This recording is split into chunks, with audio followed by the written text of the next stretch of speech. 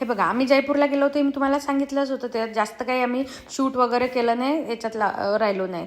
तर हे बघा, आम्ही गेलो होतो रामबाग पॅलेस जयपूर. तर या पॅलेसमध्ये त्या दिवशी रॉयल वेडिंग होतं. तसं या वेडिंगला आम्हाला कोणीच बोलवलं नव्हतं, पण तिथे एक रेस्टॉरंट होतं, त्या रेस्टॉरंटमध्ये आम्हाला जायचं होतं. ते माझ्या मैत्रिणीमुळे तिथे जरी ते शादी के लिए बुक था, फिर भी उसकी पहचान की वजह से हमको वहाँ पे जाने का मौका मिला. तर ते वन ऑफ द एक छान पॅलेस आहे. त्या पॅलेसमध्ये सगळं आहे. तिथे रॉयल वेडिंग्स होतात आणि तो पॅलेस पण तुम्हाला बघायला मिळतो आणि खूप छान बघण्यासारखं ठिकाण आहे. बहुतेक लोकांनी हे ऐकलं पण असेल, रामबाग पॅलेस. तर आम्ही तिथे गेलो आणि योगायोगाने तिथे आम्हाला ते रॉयल वेडिंग बघायला मिळालं. आणि रॉयल वेडिंग असतो तो, हे बघा, हे तो पॅलेस होता, खूप सुंदर पॅलेस होता. मग मैत्रिणींनी मला तो पॅलेस दाखवला आणि बघू शकता खूप. आणि ही अशी रोजच इथे इतकी झगमग राहते. आणि इथेच बाजूला ओपन स्पेसमध्ये तिथे एक वेडिंग होती. या पॅलेसमध्ये जेही वेडिंग राहणार म्हणजे ते रॉयलच राहणार. आणि रॉयल म्हणजे त्या बारातमध्ये हत्ती, घोडे, उंट सगळं होतं. आणि तुम्ही बघू शकता, आता आपल्याकडे जनरली असे वेडिंग्स होत नाही. आणि ते मला आणि शौनकला बघायला मिळालं, तेच आमच्यासाठी खूप मोठं हे होतं. आणि हा तो पॅलेस आहे. तर आम्ही आता आतमधून तो पॅलेस बघायला चाललो. आणि पॅलेसचं एक वेगळंच आपलं हे आहे, म्हणजे काय म्हणू शकतो आपण त्याला, त्याचं असं पॅलेस इज पॅलेस, त्याची काही बरोबरी नाही होऊ शकत. तर हे बघा, तिथे असे छान हे चेअर वगैरे लावला होता. आणि हा पूर्ण पॅलेस वापरला जातो जर इथे कुठलं वेडिंग वगैरे असेल तर. आणि या पॅलेसची ही राणी, राजा आणि हे होते. आणि हे राजपूत लोकांची गोष्टच वेगळी आहे बा. यांचं तर म्हणजे थाटच वेगळाच आहे. म्हणजे त्या काळातले बघा, यांचं ड्रेस बघा, ज्वेलरी बघा. आणि हा पॅलेस आतमधनं पूर्ण रिअल फ्लॉवरनी सजवलं होतं. हे पूर्ण रिअल फ्लॉवर होते तिथे. आणि हे बघा, याच्यासमोर हे वेडिंगचं डेकोरेशन वगैरे त्यांनी केलेलं होतं. आणि हे बघा, हे त्या वेडिंगमधले लोक होते, याच्याशी आमचा काही संबंध नव्हता. आणि हे होती ती बारात. बघा, बारातमध्ये हत्ती आहे. हा हत्तीवर बसलेला नवरदेव नाही आहे, नवरदेव मागे आहे. मग त्याच्या मागे उंट आहे, मग त्याच्या मागे घोडे आहे. आणि मग तिथे त्या रेस्टॉरंटमध्ये आम्ही जेवायला गेलो, तर तिथल्या त्या दादांनी विचारलं शौनकला की आपको बड़ा होके क्या बनना है. तर त्यांनी म्हटलं शेफ. तर म्हणे चलो अभी आज कुछ भीड़ नहीं है, तो चलो आप हमारे मास्टर के साथ पिझ्झा बनाओ. तर मग शौनक गेला. आणि मग हे ध्रुव त्याचा शूट करत होता. ध्रुव म्हणजे शालूचा मुलगा. तर हे बघा, शौनक एकदम आता तिथे पिझ्झा वगैरे बनवत आहे. आणि बघा ते लोक कसे पिझ्झा बनवते. आणि एक शौनकसाठी एक वेगळा एक्सपिरियन्स होता तो. असे वेगळे एक्सपिरियन्स मुलांनी घेतले पाहिजे, त्याच्यामुळे त्यांच्यामध्ये वेगळी डेव्हलपमेंट होते असं मला स्वतःला वाटते. तर बघा, तिथे त्या दिवशी मग आम्ही शौनकच्या हातचा पिझ्झा खाल्ला. म्हणजे आमचंही वेगळंच आहे की तिथे त्या पॅलेस, त्या रेस्टॉरंटमध्ये जाऊन आम्ही काय खाल्ला, तर पिझ्झा. काही त्याला हे नाही. हे इंडियन लोकांचा हाच प्रॉब्लेम झालेला आहे, आपल्याला काय कुठं करावं काही सांगता येत.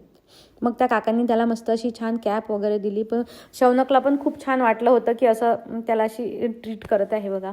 मग तो म्हणाला की असं त्यांनी काढून ठेवलं होतं सगळं, मेजरमेंट के हिसाब से सब निकाल के रखा था.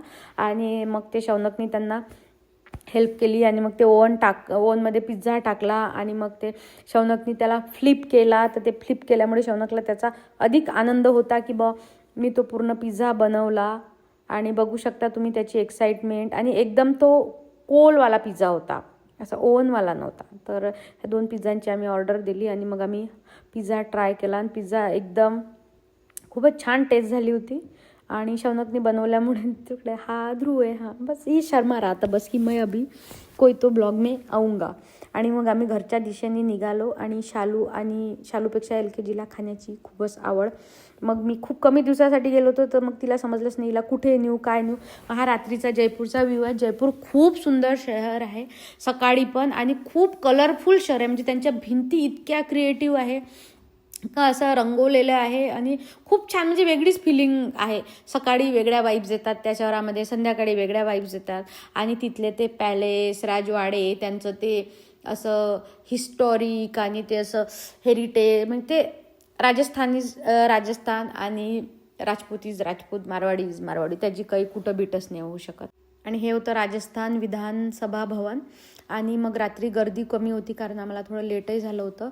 आणि ते जे रॉयल लग्न होतं ना, त्याच्यामुळे ट्रॅफिक पण आम्हाला खूप लागलं होतं.